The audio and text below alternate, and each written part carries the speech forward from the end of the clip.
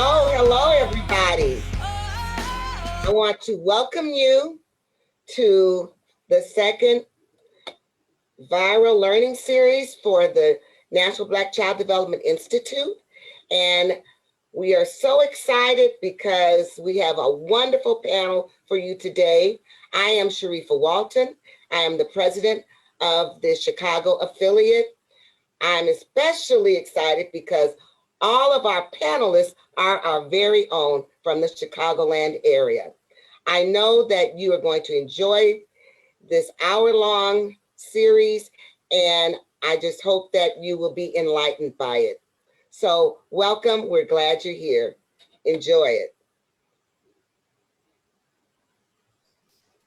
Good afternoon, and thanks, Sharifa, for that wonderful welcome. I am Leah Austin, and while I'm not from Chicago, I absolutely love Chicago, so I will consider myself like an honorary Chicago member of this amazing crew. I am the president and CEO of the National Black Child Development Institute. I am absolutely ecstatic about being in this position with this amazing organization at this time. And I am equally ecstatic about the conversation that we are going to have this afternoon and really being able to spend time with such legends, leaders, and trailblazers in the early care and learning environment and fields. And so really just super excited for the conversation. And I keep looking at the participant number just going up and up and up. And I see we're almost at 150 participants. So have to say it is tremendous to have this turnout and to know that so many people are interested in this topic and want to participate in a discussion with us around the role and the influence of Black women and mothers in early childhood education. And so with that, we are going to do something a little bit different in terms of the introductions of this amazing panel. Their bios have been provided, and so I'm not going to go through all of their amazing accomplishments. What I'm going to ask them to do is to provide for you all a spark, right? And so if we think about a spark is something that ignites an individual to do something they're really passionate about and to focus on something, right? Career-wise, personal, can be both. And so wanted to just ask each of you if you would share a spark for you as it relates to your work in early childhood education. And I'm going to start with, I mentioned we have legends on this panel. So I'm going to start with the legendary, I hope she doesn't mind me saying that, but the legendary Barbara Bowman. So Barbara, will you share with us just a spark? What's been a spark for you in your amazing early childhood career that I will note has not stopped? This is one of the things that's so amazing. Yeah, make sure. She continues to carry on. So Barbara, I'll turn it over to you. Well, thank you very much. And my spark, as you mentioned, I'm Barbara Bowman and I teach at Erickson Institute still. And my spark really was, I had loved nursery school myself. I started nursery school when I was 2. I stayed there until I was 5. I loved every bit of it. I still remember the macaroni and cheese and cats for sale. And so when I went to do my practice teaching in the nursery school at Sarah Lawrence, it was like coming home. So that was my spark, and it's been there ever since. I love 4-year-olds, I love talking to them, and I love the hugs. Thank you. I love that. That made us all smile thinking about the 4-year-olds and their hugs and smiles, but also the macaroni and cheese. Thank you. Dr. Taylor, can I turn it to you to share your spark? You certainly can, and thank you so much. I would think I can piggyback off of what Barbara said. My spark is the children. I've long been out of the classroom. As a consultant, you're traveling the state and the country, presenting, working with legislators, all those, they're wonderful things. But the thing that really keeps me going, my spark, and I thought of like a spark plug when you said that, I thought of the spark plug, that thing that kind of ignites. For me, it is always the children who we love, the children who we serve, the children in our care. my own children who are much older now, 32 and 34, remembering their time in early childhood education and care. It literally is the thing that fuels me, that drives with me. They're with me in meetings with legislators. They're with me when I'm consulting, literally thinking about and remembering the children. And for me, every child is our child. Absolutely love that. Every child is our child. I have an 8-year-old, and so there are moments where I just want to keep him at this very young age and like bottle up and hold on to that joy. And then I will say there are moments when I'm like, okay, when you're 32, that'll be nice too. It'll be nice. But he will still be your baby, Dr. That's Austin. true. I have to tell you, mine are 32 and 34, and to me, they're still my baby. So they've just given up that I'm going to call them. They are adults, but they know in my heart, my mother's heart still refers to them as babies. So there you have it. There you have it. So even at 32, he'll still be 8. Dr. Angela Searcy, can you share your spark with us? Oh, yes, absolutely. Well, I guess as an educator, researcher, author, mentor, mother, my spark is ignited when I just hear a child, a family, a fellow educator is in need. I'm just like, I'm there. Where can we go? What can we do? We're going to fix it. We're going to come together. So I would say I'm just like, get that spark when I hear something. I'm like, yes, I'm going to make it happen for them. So I just start moving, get in action, and give the support wherever it's needed. Thank you, and absolutely love that, because we know that the needs and the desires are so grand to ensure that we make sure that our children have what they need. And so to hear your spark is ignited by actually supporting the adults in their lives is just really inspirational, and can't wait to dig deeper into that. And then last, but certainly not least, Mrs. Tamarika King-Adu, will you share with us your spark, what ignites you? So I'm 32, so I'm all of you ladies' baby. I'm learning, and so I'm so grateful for this opportunity. So for me, it's what initially started that spark. So for me, I had no interest in working in the field of education. I was 19 years old and the opportunity came up for me to be able to assist in a daycare center. My mom is a PFA teacher. So I was like, I don't want to work with kids. I'm not working with kids.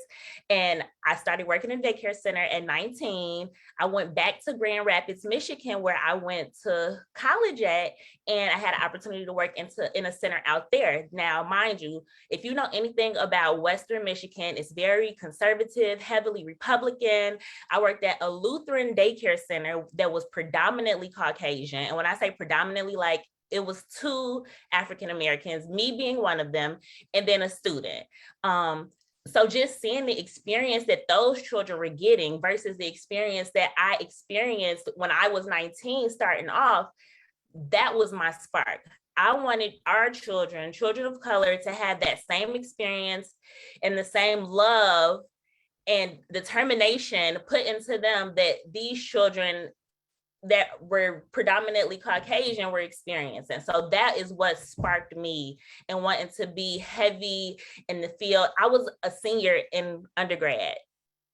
I went my entire college career saying, I'm not working in education. And finally, my last year, I said, okay, I guess this is what I'm supposed to do. So I went off and got my master's in ECE, and now I'm working on my doctorates in special education. So I am so heavily invested in making this work for our children. Well, thank you so much for sharing. And I love that you said you're our baby, we'll take it. And then it was so beautiful when folks were clapping as you shared just the road to a doctorate, which is a serious, serious road. So congratulations for having the courage to take that on. And I know that you are a mother as well. So doing both of those at the same time, both of those jobs is a lot of hard work. I also lived in Battle Creek, Michigan. So when you talked about Michigan and some of the demographics there, that definitely resonated with me. And I will lastly just say, I think we can all attest to, you know, whether you knew or thought you'd be an educator or you sort of fell into it, education kind of has that way of pulling you in. And once you're in the field, you don't go anywhere else. You're always an educator, a lifelong learner and educator. So really just appreciative of you sharing your spark and everyone sharing their sparks that ignite them. And I think that we can tell from the energy, we've probably ignited each other and helped each other think about ways that we've been sparked that we didn't even maybe realize. And so want to just sort of build on that, right? So we are literally on the last day of International Women's History Month. And, you know, while this is the last day of the month, we feel really strongly that we should celebrate, we should talk about, we should embrace women and the accomplishments, of women, and in particular Black women, all year long, as often as we can. And so that is a lot of what this conversation is designed to do. And so wanted to do two things. One, before I get to the next question, wanted to just put out there for you all that there is a spirit in which we are coming to this conversation, and a spirit that I believe we probably all feel, right, which is our ancestral spirit. And I'm sure we're all thinking about a woman, a Black woman, who has had a great influence on our lives, whether it's, you know, career-wise or personally. For me, I will say, you know, it's so amazing to think about the history of the National Black Child Development Institute as we have and prepare to have this conversation, because NBCDI was founded by a group of visionary Black women who were dissatisfied with the supports that were being provided or lack thereof for children and families. And so they decided we need to have an organization. They were actually asked to develop this organization.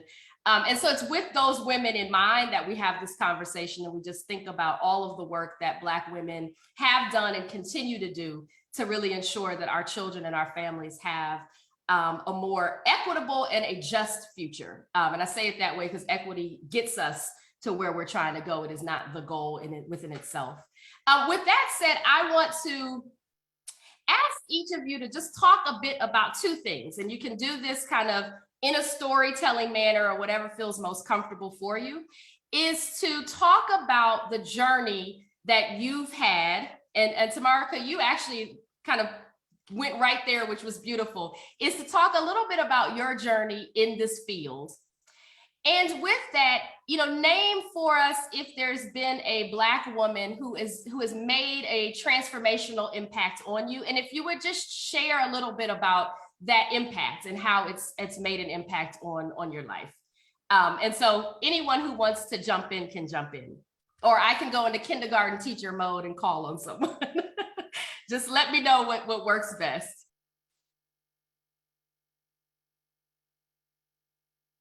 Well, I would yield the floor to Barbara Bowman first, and then maybe we can All right, go wonderful. afterwards. I was trying to be polite about it, but you know, No. You know, I mentioned already that I went to nursery school myself, and the woman who owned the nursery school that I went to became a mentor when I was grown and teaching at the University of Chicago.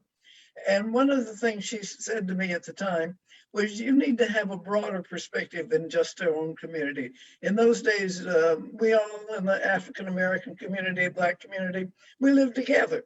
We were segregated on the South Side or the West Side, and our lives were restricted in many ways. And Anita Cockrell was her name. She was had generations of little children who remember going to her nursery school. But she had an enormous influence on me in the sense that she said, join your professional organization. Go and have a bigger vision than just our own community. And she was very active in NAYC, in ANE before that. She was an early member of BCDI. She was always interested in extending how we thought about the world, but never with the idea that somehow or another we were subservient. You can be as bright as you want to be, and indeed insisted that we all be early readers. And she had her standards, and she was insistent that children met her standards.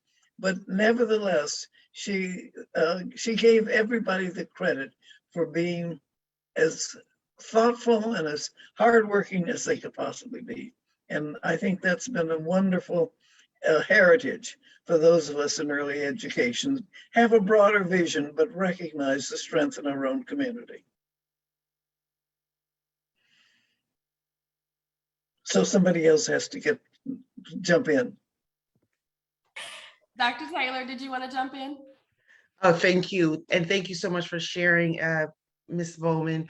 And I know you said we can call you Barbara, but I'm still Please. having a bit of a girl fan out. You're too old moment not to call me still. Barbara. I'm still fanning out a little bit. So, and I'm going to embrace this moment. I Well, really in am. the olden days, you'd have called me Miss Barbara, but now you Yes. can call me Barbara. Miss Barbara, Aunt Miss Barbara, right? Yeah. We're in the classroom. Never just by your first name. Well, I really want to thank Tamika for talking about the ancestors and yourself, even Dr. Austin, because really it sounds so cliche to say I stand on the shoulders of, but really and truly that is what we do. And I got a little emotional because I thought, well, who would I say? And for me, it would be my grandmother, who is now sleeping with our ancestors. She has fallen asleep. Her name is Pearline Lard. And I can remember grandma, and I'm gonna, you know how we are. We become everybody's grandma, everybody's your grandmother, your pawpaw, your uncle, your auntie. So I remember grandma telling me and my siblings and my cousins about when she was in childcare and she made 10 cents a week. And they used to have children, you know, because this was in Tifton, Georgia. Families worked multiple jobs and there was no 7 a.m. to 7 p.m. Sometimes the children that they were caring for were taken home, you know, given dinner, because as a community, we understood, or they understood, that mothers and fathers had several jobs and though their children needed care. And this was long before, as to Tamika was saying, when you're saying, I'm not going to be an early child. I'm going to be a business administration, you know, all along the spirit of saying, no, I have another idea for you. But I remember hearing my grandmother say that and just say, who would do that for that little money? But the passion she talked about it and the need and the caring for, and it wasn't just sitting around playing patty cake. She believed, as Miss Barbara said, there are standards and our children needed to have them. So long before BCDI, long before standards that our children had access to, we have our grandparents, our grandmothers were doing this work and telling the stories of this work to us, their grandchildren. And then her sister, Flora Evans, was one of the first Black women in Tifton to teach science. So long before we were talking about STEM, we had our Black women saying science is important for Black children. So those are the people I think of. And where I am today, the doctorate I hold really is theirs, because I don't think I would have been here had it not been for hearing their stories and the things that they went through just to be able to teach young Black children and shape them. So that would be, I think, my the foundation of seeds that were planted in me, even when I didn't even know they were being planted.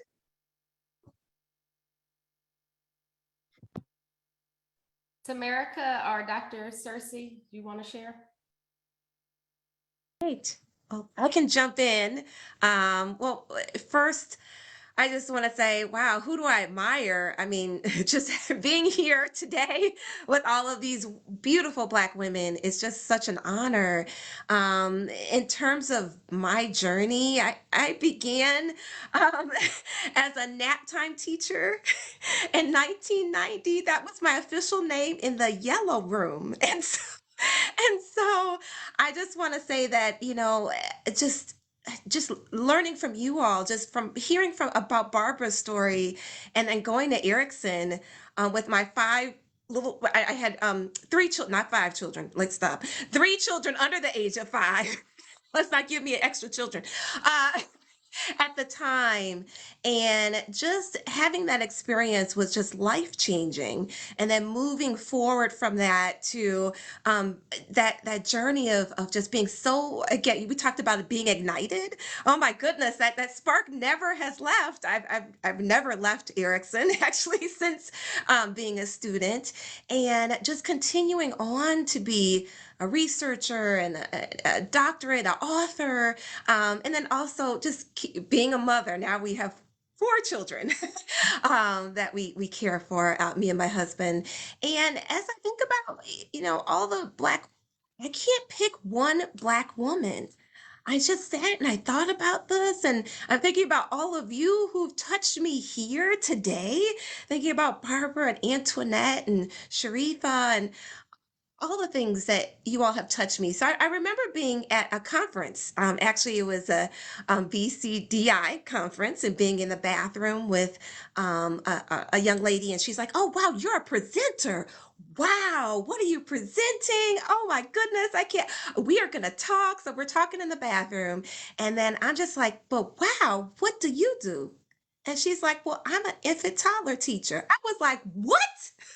What? I mean, I need your autograph. I need you to sign. I need to know who you are.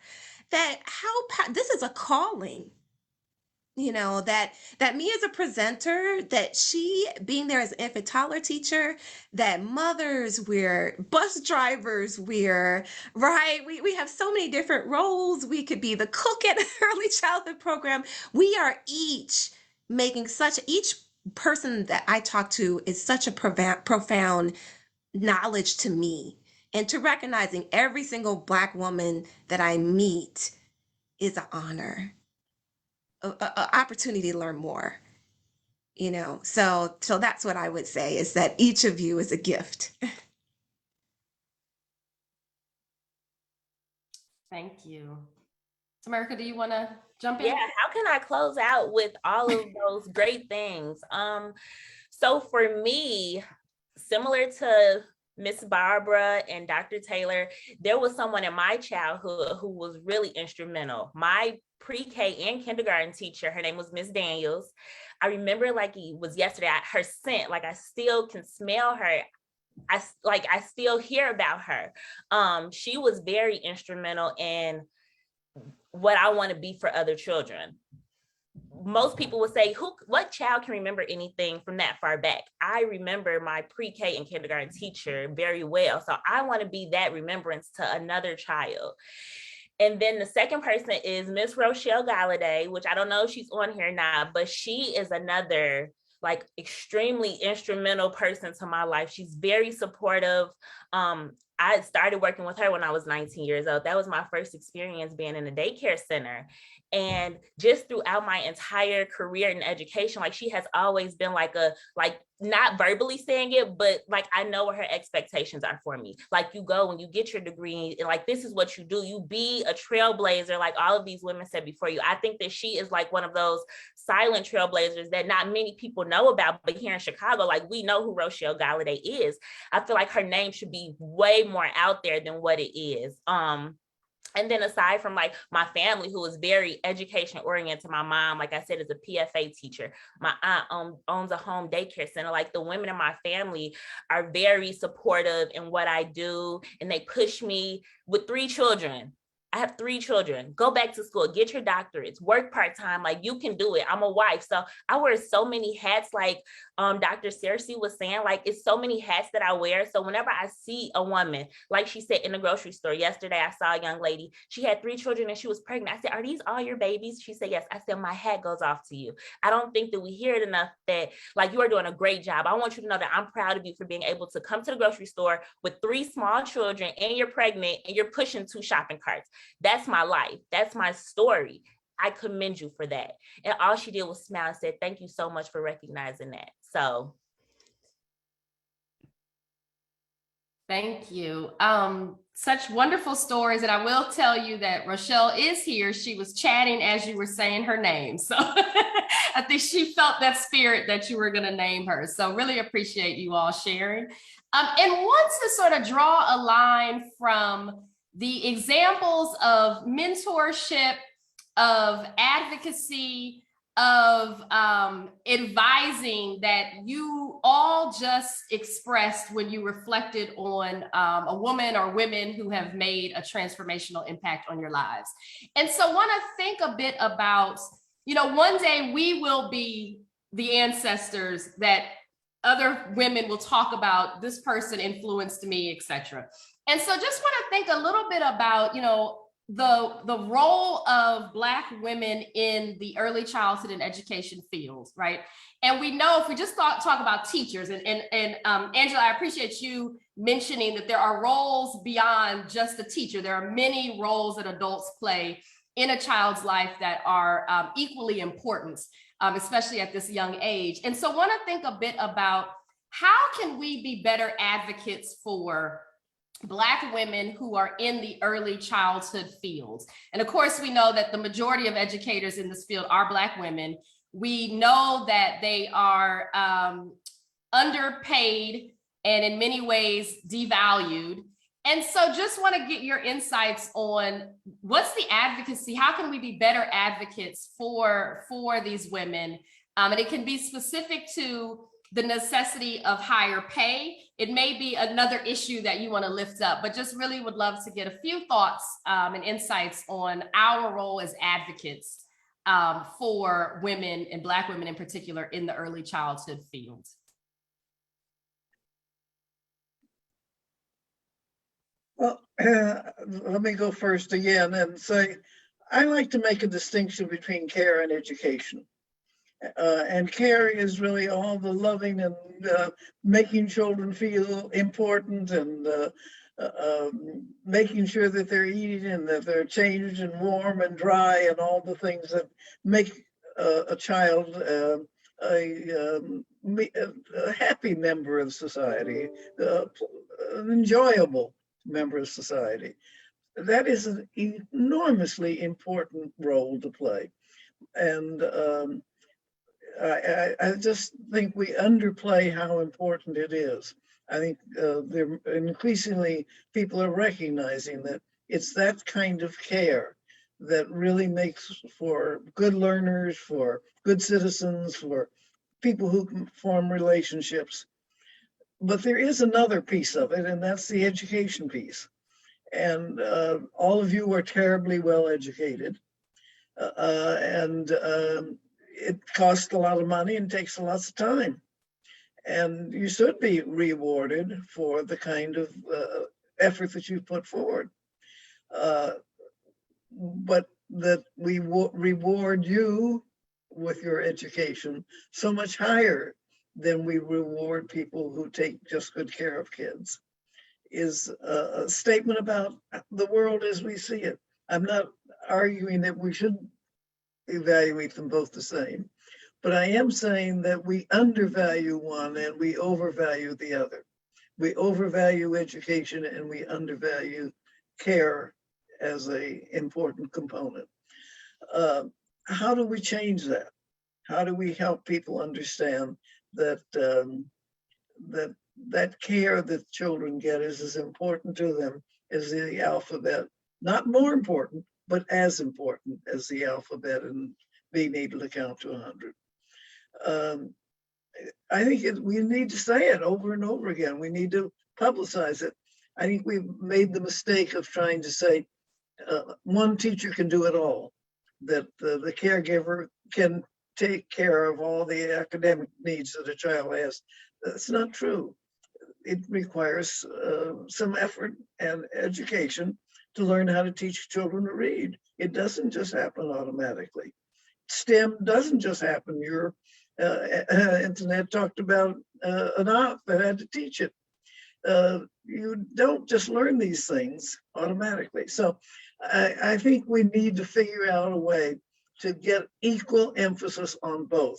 Maybe you don't get the same amount of money, maybe you don't get the same amount of prestige, but you certainly ought to get a reasonable amount of money and a reasonable amount of prestige if you're providing care for children as opposed to education. So I do think that this is a problem that we have as a nation, not just as a community, that we are unsure of the relationship of supportive, emotional relationships as opposed to education, which is preparing kids to make a living in a 21st century world.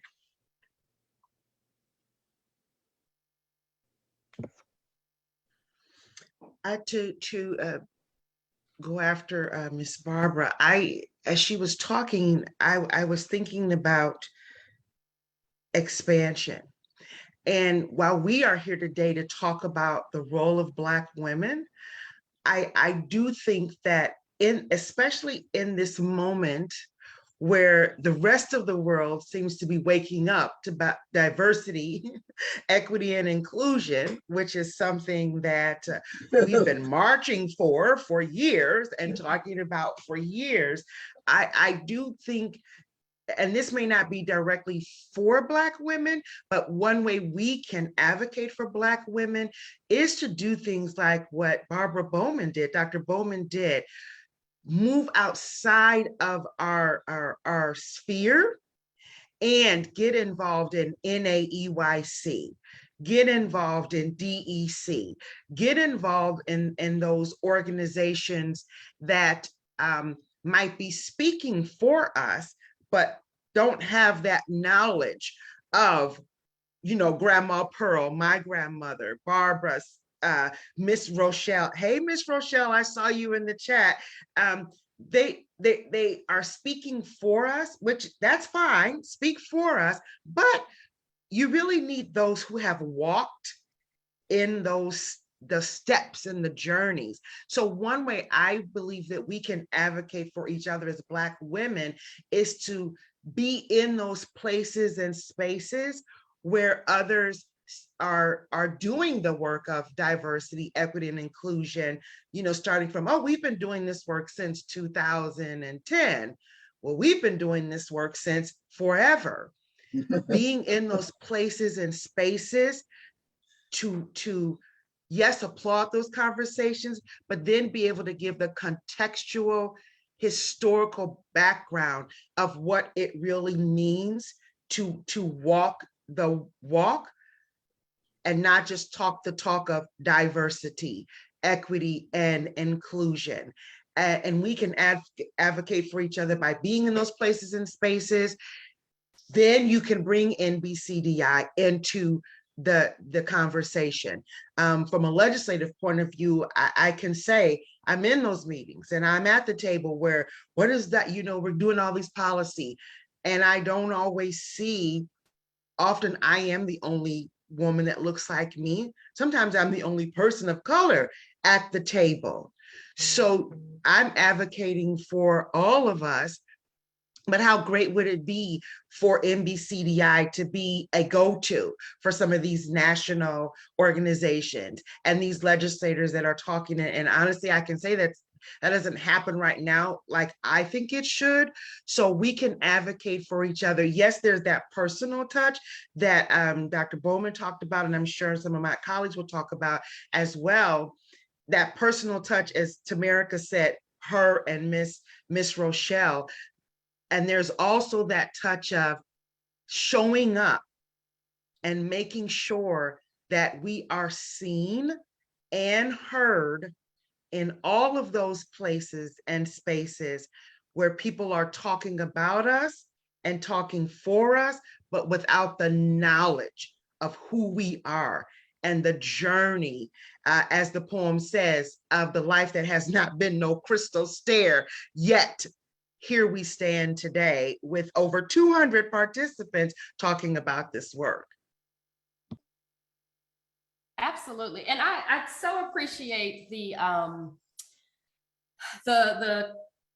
parallel that you just drew of the importance of personal connection and then also policy or systems, right, work that needs to be done. And so I'm just curious how you all think about what you're doing in your current work that gets us to a place, or your suggestions for things that we should do that gets us to a place where our expertise is seen as, in fact, expertise and not a nice to have or just a testimonial. Let's have a person of color, talk about their experience as a mother. All of those things matter, right? But what I find is a lot of times when it comes to, especially when we're talking about parenting and some of the sort of lessons learned in that role, that when we talk about Black folks, we talk about experience as something separate from expertise. And so I just wonder what thoughts you might have there, and if that resonates with you, and what insights you might have for how we really push on these norms that say, having diversity, inclusion, equity are niceties, and we really shift to more of a space where that expertise is absolutely valued and seen as necessary for any of the policies and programs and systems change work that we desire to actually happen. I mean, I would love to jump in, Dr. Austin. Wow, what a powerful statement. I think that we have our individual work that we do. And I think language matters. Everything matters. I'm always thinking about that. Even my bookshelf, I will promote certain books on my bookshelf. And I even remember intentionally having a book. It was Swelle, and it's a book about a young Black girl. And that after I did that, that program was like, we need that book. We need to highlight that book. So I think it's really being intentional about everything in your space, intentional about your language. Talking about, you mentioned equity is a shared discussion. So if you're thinking about equity in one piece, it connects to something in another space. So looking at them as interconnected, I think, is really key. And embedding that into systems. Antoinette mentioned that, Barbara mentioned that we have an individual, what's on my bookshelf, what language am I using? Am I saying that parent is an expert at something, and using that language, but also just thinking about embedding that within the system. They're saying, if we deal with this piece of equity, that will help this piece, because they're all interconnected and we all have a shared experience with oppression, right? As well as equity and inclusion. So that was just a take that I wanted to add. But, and there's also a balance there. One of the things that we want to be careful is that we don't raise another generation of Black children to feel circumscribed by a world that we've experienced, and hopefully they won't. But if we keep on implying that the world is that way, they will be equally handicapped. So we need to expand their world. At the same time, we protect them and provide them with the kind of resources that they need to be successful.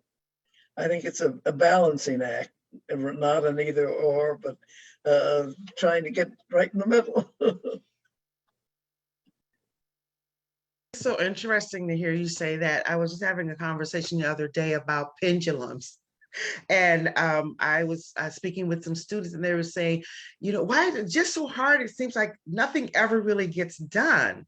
And what I was sharing with them is, we're so used to seeing pendulums swing, right? They either swing this way and then they overcorrect, and then the conversation goes, from one thing to all the way to something else. But really what you want that, as Dr. Bowman said, a pendulum to do is kind of get in that middle of the center of gravity and just kind of hang out there. And I'm just so glad you said about that balance, so that we don't always, it's too many either or conversations, diversity, equity, and inclusion. And then all of a sudden someone takes it and swings it to, well, that means we can only do this. And if we're not, doing this, then we're not talking about diversity, equity, and inclusion. The Museum of Science and Industry in Chicago used to have this kind of weight that would hang down from the top of the ceiling. And when you looked over the stairs, it literally was just kind of circling around, not going too far left, right, north, south, east, or west. And that's really that place of balance where we are bringing all of these perspectives, as Dr. Searcy, as Angela said, into the mix of the conversation and finding out how we can not circle the drain, so to speak, but how we can stay there and not be too extreme one way and lose points or of another. Like the extreme of education is you lose the point of care. The extreme of care is then people are saying, well, what about the education? It's that balance. It's that being in that space and that place and then remembering the care. It's that balance of being in that space and place and then remembering the education. It's the balance of remembering the family is the only way you get expertise is by experience. So the family is the expert in raising the child. So having them as not the poster family, that's great. But then did you get any information from that family? Did you listen to that mother's experience? Did you listen to Big Mama's experience? Or did we just say, here's a family, nice photo op, and then kind of send them on their way? They have expertise. They are the ones that are raising their children. That woman you saw in the grocery store, Tamerica, what expertise might she be able to lend to the field that we can take either back on her behalf or that push her in the spirit to say, you can get out there and do it yourself. So I love that conversation about balance and all of this. I want to jump in. So as you and Ms. Barbara were stating, I started thinking about myself and like the type of mother I am and like my Black mother experience. So for me, the way I choose to raise my children, I try to focus on this whole like idea of like breaking generational curses, right? And trying to instill in them like a newer way of thinking so that they can have like this more cohesive existence, not selling them this false reality, but nurturing them in a way that allowed them to be able to survive in this tough world that we live in, but still having to like check myself at the door and not always being like educator, but being like mom too.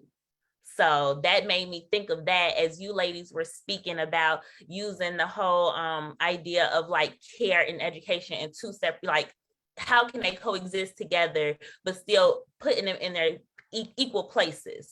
So thank you for sharing that. Thank you all for sharing.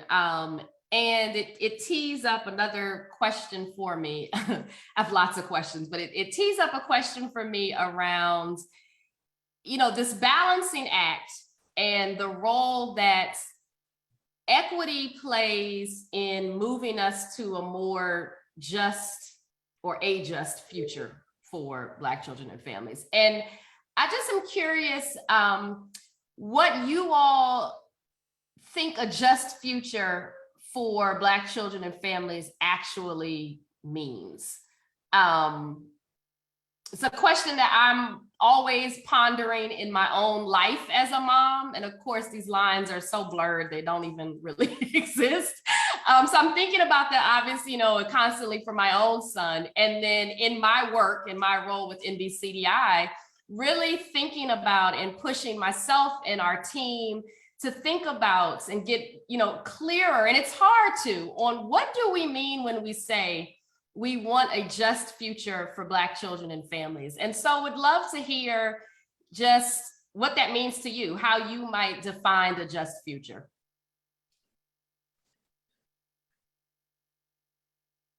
That's a hard one. I don't know. I certainly, like many families now, have people who are not African heritage in their families. My family, my mother and father would be stunned at the Sunday dinner table, the variety of people that call themselves family. How do we define these issues when some of us, at least in my generation, my daughter's generation, being Black was ubiquitous. I mean, nobody thought about it. That's what we were. Can we be quite so Black when we don't have people who got raised that way sitting at the dinner table? I don't know the answer. You may have. I'm asking you all younger because you're the ones who are going to have to struggle with this far more than my generation does. For us, it was clear. Everybody was Black, and everybody that you knew was. And you had contact outside of the community, but they were not socially very important to your life. Your life was in the community. I think this is increasingly that people are having lives that are much more expansive. And I think that you young people have to think about how am I going to handle that? What am I going to talk to my kids about? You know, earlier, Dr. Bowman talked about circumscribe. So one, and I don't, how can there be one answer when we think about just, especially when we can all tell her, as Angela said, some of the oppressive things that we ourselves have gone through. So it may not be just one answer, but you know, when Dr. Bowman started talking about circumscribe, that's that limits. Like you can be whatever you want to be, so long as it's this.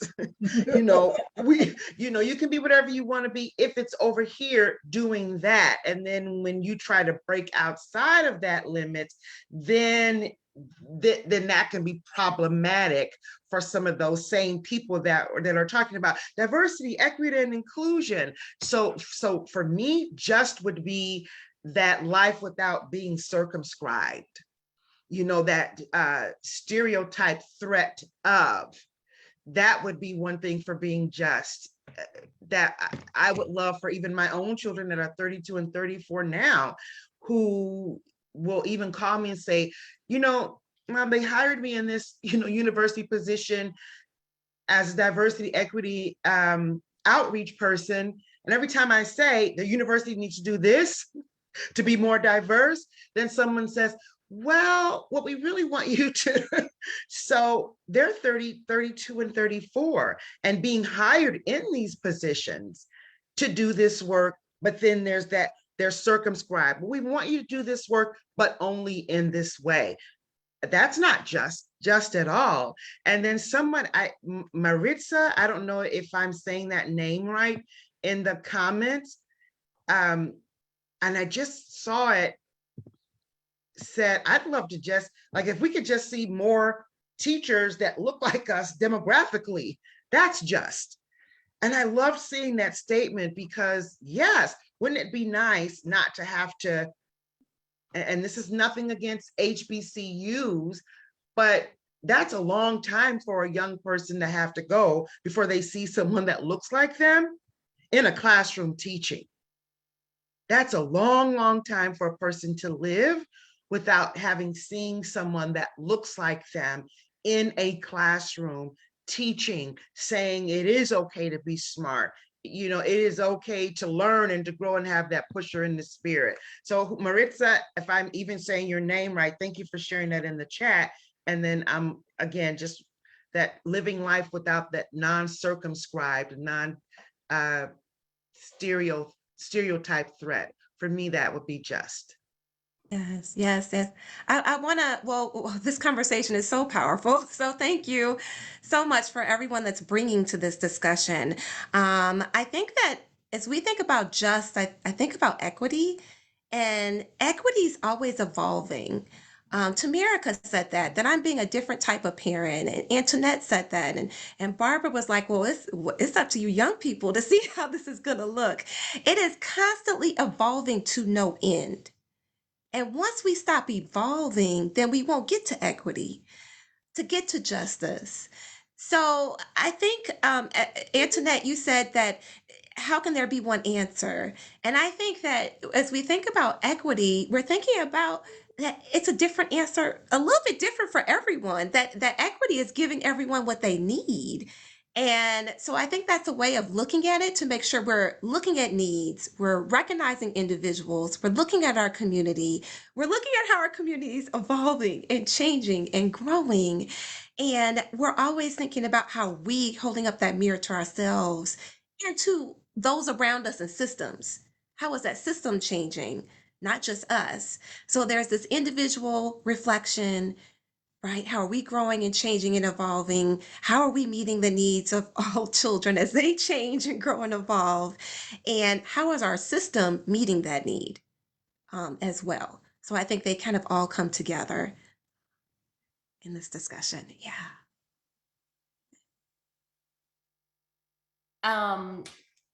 I think you all are right, and I think it is such a hard question to, I don't know that there is an answer, right? And so I appreciate the amplification of evolution. And so a lot of times I think about it as, it's not necessarily the question of what's the work that we need to do, but it's who are we trying to become? And so when I think about a just future, I start to lean into this, who do we want our children and generations and generations and generations to be able to be?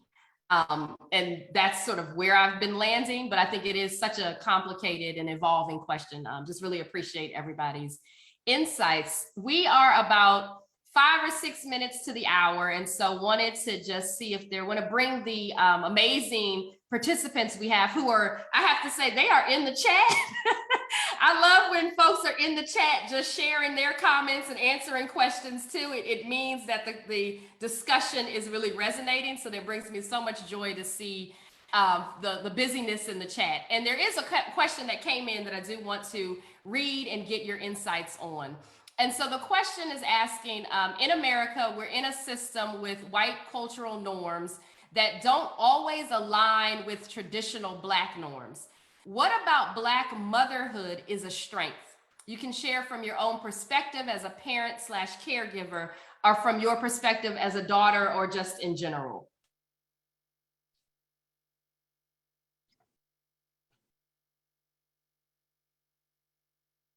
I think that being a Black mother in itself is a strength. I think that it's something that I don't think you have to necessarily learn it. I think that it's just naturally embedded in us to just be who we are. I had a conversation with the gentleman. He owns a trucking company. And he said to me, I'm starting to look at hiring more women now. Like, I want to hire women truck drivers because they're dependable, they're reliable, they get the job done. I was kind of surprised that he said that. I'm like, why women? And he said, yes. He said, I'm learning that, like, they're the ones who are making the money and taking care of home. Not to discredit our fathers and our men, but he said women are a lot more reliable because they have these babies to look after. So that in itself.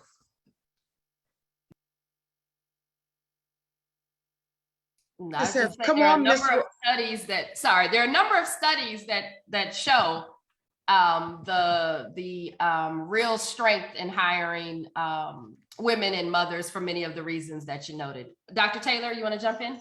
I just want to jump in and give a shout out to Miss Rochelle. She just keep it like it is. We can multitask like no one else. Boom, drop the mic. So come on, Miss Rochelle, speak to us. A Chicago BCDI right there. Does equity require us to give up some of those characteristics? Oh, wow. That's it would be so reliable if the jobs are there. And I think parenting today is about the most complicated, complex. It used to be that mothers, particularly if you were financially secure, you could do everything for your children. Certainly your preschool children. And now very few families, no matter how secure they are economically, can do it all. Everybody needs some kind of help, either child care, or they need early education, or they need socialization for their children. Everybody needs something. And I think we have to think much more than we have in the past about community meeting the needs of families rather than expecting families to do it all. I think some of these efforts is say, the parent ought to be teaching the child this, and the parent should be doing this, and the parents can't possibly do all those things. We need to be planning, how can we get them done with community members providing at least a good part of the help that families need. So I think, again, incidentally, it's Barbara, not Miss Barbara, Barbara. Because I don't have any of the answers. The older you get, the fewer you have. I used to know everything. Now I hardly know anything at all. Well, Barbara, I love what you said. I love what you said. That it's you can't do it all, and I agree with that. That I don't. It looks like I do it all, but I have lots of help and lots of support, and it comes from Black women. It comes from If you your families all. don't help, you're in deep trouble because we're not providing enough in the community to help most families. And you're dependent on grandmother who also has a job. And I'm a 93-year-old great grandmother with a job. I don't have the kind of freedom that my mother had, who stayed home and took care of the grandchildren and the great grandchildren until she was 85. That grandmother doesn't exist very often anymore. Or if she does exist, she's off on a cruise.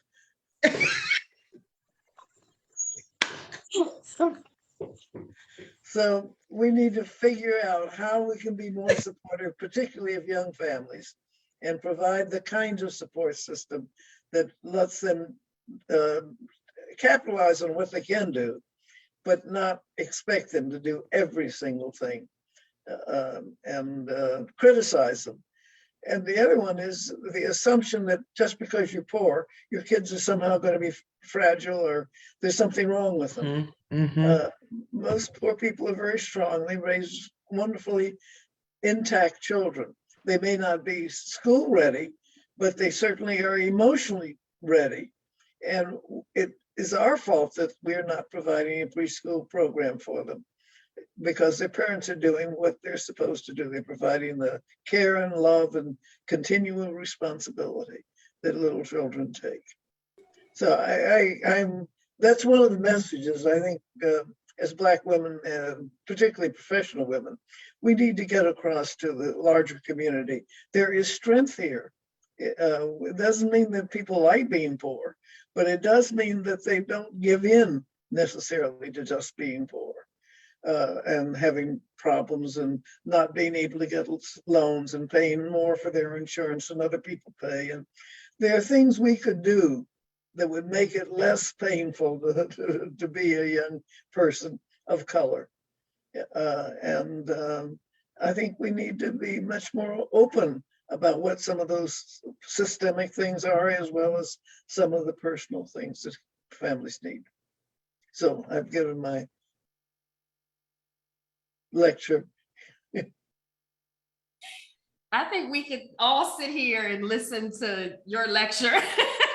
As long as you want to lecture, I feel like we're all here for it. And well, 93 years gives you a lot of perspective. Absolutely.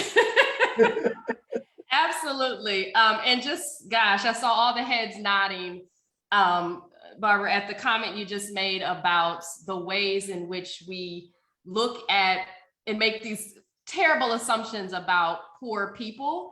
It just totally burns me up when I hear people say things around, it's the whole grit conversation, and that we have to teach certain people about grit, and it's usually we have to teach poor families how to be, have grit, and it just completely just drives me totally crazy because, as we've named, there are so many strengths and assets and abilities and capabilities that all people have, and that it is really that conversation centers the people as the problem, when what we need to be doing is centering the systems. That's where the problems lie. That's what's at risk. The people are not the problem. The people are full of all sorts of possibility, and we have to create systems that ensure that those possibilities can be lived up to. I want to just look in the chat. I did see, so I want to bring this to you all because there is a question. I know we're kind of at our time, but I do want to just lift up, because there are a couple questions that have come up about male voices and why you all may think, with your perspective, your insight on why male voices are missing, and or how we can encourage more men to be in the early care and early learning fields. And so wanted to honor that question did come up a number of times. And so just wanted to give some space for that question. And then what we'll do is close out. We'd just love to hear from each of you, just, your end of this, like what's something you just really absolutely want to share and make sure that our amazing participants get as we close out. So the question before that, though, is around male voices and how we can continue to grow the male voice and advocacy in this field. So if I may, Erickson Institute, I have to say, and it's going to seem like this is planned, but it really is not. Erickson Institute has what is called the Barbara Bowman Leadership Fellows, BBLF. And they do it every year prior to the pandemic. They do this every year where people can apply to be a part of this group of fellows, where they focus on certain areas of education. The very last one that they did pre-pandemic, there's this dynamic piece in there about exactly that. Black male educators and early childhood education. And the gentleman that did it, he put together, like all of the barriers. Like one is how Black men are looked at when they want to go into early childhood education and care. Is there something wrong with them? Are they some type, he broke it down. Are you some type of pedophile? As if to say, Black men do not know how to provide care for young children. They can't provide care and education. And so he did something on that. And I can say that, the pandemic has created a bit of a barrier in that, but they're trying to, the group that leads that Barbara Bowman Leadership Fellows, they're really trying to move that forward. And I've been working with them on that because my son said to me, Mom, I was in the 8th grade before I saw a Black man teaching. That's too old. I was in the 8th grade, way too old. So I think there is something there. We have to almost be, as Black women, and I saw someone put that in the chat, well, what about the Black men? How can we generalize some of those advocacy and supports that we are giving to our sisterhood, to our brethren who are saying, I know that this is important work and I want to be a part of it, how we might embrace that as well and create spaces for that, just like NBCDI is doing today. I agree, Antoinette, that's just way too late. I've had that same experience myself with not having a Black male teacher until I was in high school. And I would say this, that I think Black males are there. I think that just amplifying the voice of our fathers that are there, who I see drop off and pick up. And so there are Black fathers that are there, that are engaged with their children. I know even my husband, did I just looked through cleaning out my closet, and I found this little booklet the children made for my husband as he volunteered for my son's kindergarten class.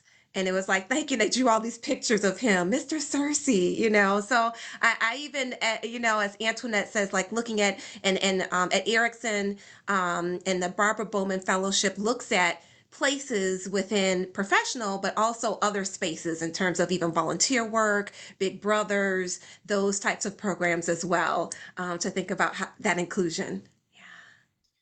And I think that the fact that men are beginning to take more responsibility for you very young children, that this is a cultural fact that's pervasive in the United States and Europe, and has been in various other communities where men do take responsibility for very young children. That's not been traditional here, either in the larger community or in our community.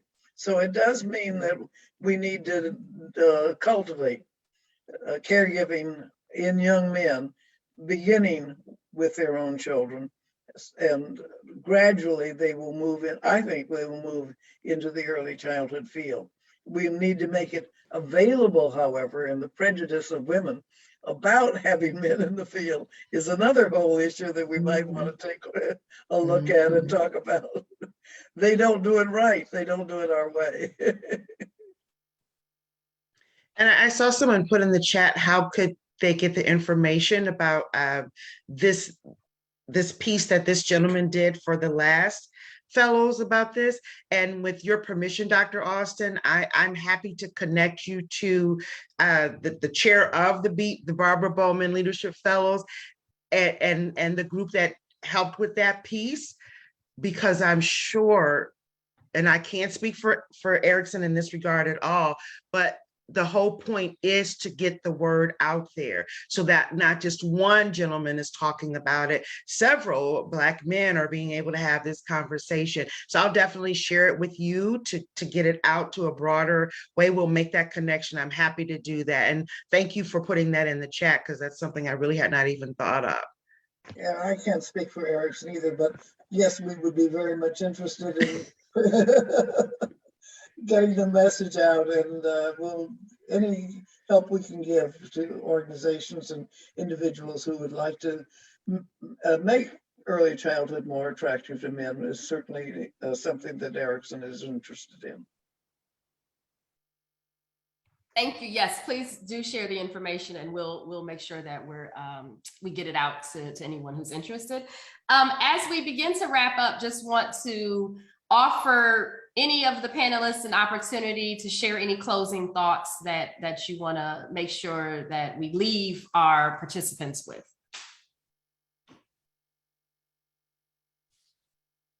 So I know that we didn't get to talk about it, but just remembering self-care and taking care of yourself while we're pouring all of this into our children and into our fields and professions. I just want everybody to remember that self-care piece.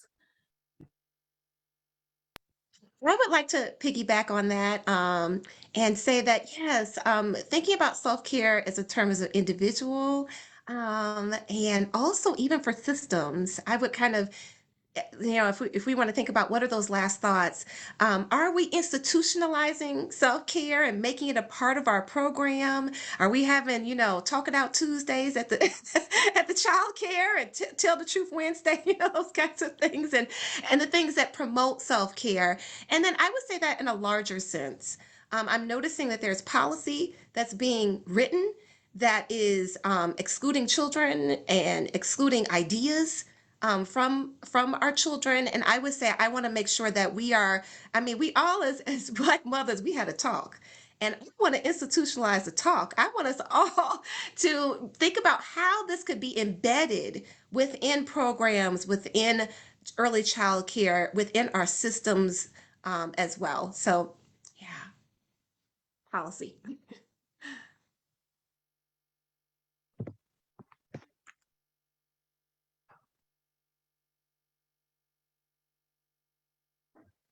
Anyone else? No pressure. Well, I love what Tamika said, and I thank you for that. We are no good to anyone else if we aren't any good to ourselves. So, self-care is really self-advocacy. That's really what it is. And in this day and age now, for this to be the movement, right? You hear a lot about this this isn't a moment, this is a movement. But what I'm saying is this is the movement. And for this to be the movement, we have really got to be in our sound minds. We've got to be emotionally, physically, financially, self-care, all of those things. And it's that it is important to be, just thank you, Ms. Bowman, Dr. Bowman said, it's the youth that will lead us. And you are the one that said, hey, everyone, let's make sure we take care of ourselves. So needed to hear. We're not going to be able to advocate. You're not going to be able to deal with legislation and legislators if you're not well. Your own children, life without rest is not sustainable. And so anything connected to life, whether it's teaching, parenting, consulting, higher ed, whatever it is not sustainable without care. So thank you, Tamarica, for that. Very much. We needed to hear that. And maybe what I'm going to say is building on it too, but I just encourage us all to be proud. We have a wonderful heritage. When you consider really incredibly difficult road we've hoed, we've come out pretty well. And I think we need to congratulate ourselves. We need to know whose shoulders we're sitting on. We need to give appreciation to the members of our community that are working so hard. Think about here in Chicago, we have a community of Mothers Against Violence. These are women who are doing a yeoman's job, making our community safe for each other. And I think being proud of each other and the contribution we're making is just enormous. So my advice to all of you young people is be proud and work to have more things to be proud of. Absolutely. I love that this is the note we're ending on. And I'm really, really taken by everyone's insight around self-care not being just about you as an individual. Of course, that is important that you take care of yourself. But what I also heard was that institutionalizing care, right, is actually a justice issue. And maybe that is part of the answer that we were trying to get to around what does a just future look like, is it is the ability to care for yourself and also for others and to care for your community. And so I just think that was just a really beautiful sort of full circle moment of, and I think in an insightful way, answering the question that we kind of started off with around what does it mean to actually see a just future one day. And so I just want to thank you all for an incredible conversation. This has been so insightful, so inspiring, and so wonderful. And Barbara, to your point about feeling pride, and I hope you all are in the chat, because I have to tell you, this chat, the chat is absolutely off the charts. There's so much love and grace and gratitude for each of you happening in the chat. So I hope you do get a chance to just scroll and just see all the love and the hugs that are pouring in from our participants, because it's so well deserved. And in closing, we will get information out about the fellowship. We, again, will share information about each of our amazing panelists if folks want to get in touch with them.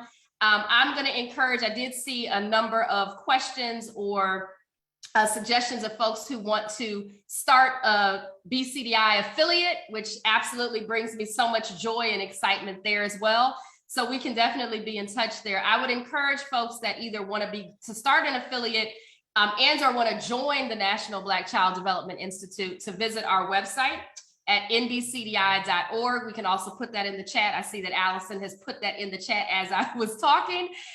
Please, please, please join this movement, be a part of what we are doing and what we will continue to do and what is yet to come. And again, in closing, just want to thank this amazing panel. You all have been absolutely beautiful and brilliant, and want to thank our panelists, our participants, for joining us and being equally beautiful and brilliant in the chat. So thank you all and have a wonderful afternoon.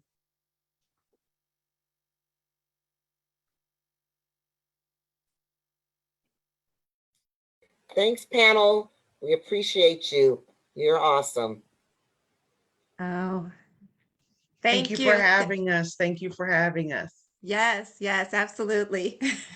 Thank you. Thank you all. That was Goodbye, everybody. Bye. Bye. So Dr. Austin, Great what I'm going to afternoon. do is I'm going to begin a email chain